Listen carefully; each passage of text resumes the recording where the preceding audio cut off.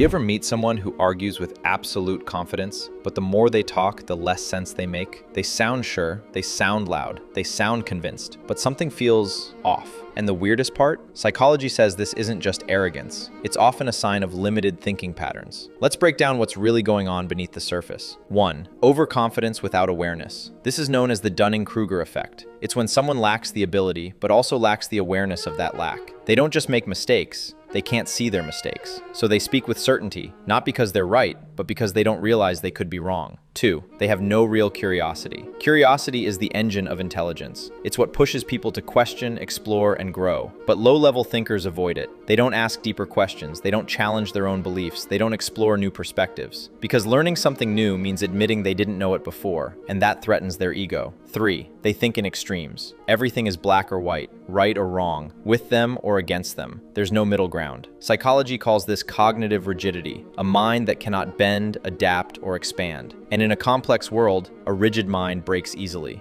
4. They react instead of thinking. When emotions hit, they don't pause, they explode. Anger, defensiveness, frustration. It all comes out instantly, because self-control requires awareness, and awareness requires thinking. While thoughtful people respond with intention, they react without reflection. 5. They live in blame mode. Nothing is ever their fault. Not their failures, not their mistakes, not their situation. Psychology calls this an external locus of control. They believe life is happening to them, not something they have power over. And that mindset keeps them stuck, while others move forward. 6. They take disagreement personally. To them, a different opinion isn't a discussion, it's an attack. So instead of debating ideas, they defend their identity. Because separating being wrong from being attacked requires a level of thinking they haven't developed. 7. They avoid deep thinking altogether. Real thinking is uncomfortable. It forces you to question yourself, to admit uncertainty, to sit in confusion before finding clarity. But they avoid that process completely. They prefer simple answers, quick conclusions, and familiar beliefs, even if they're wrong. Here's the truth most people won't say. This isn't about education. It's not about degrees. It's not even about IQ scores alone. It's about awareness. It's about thinking patterns. It's about how someone processes reality.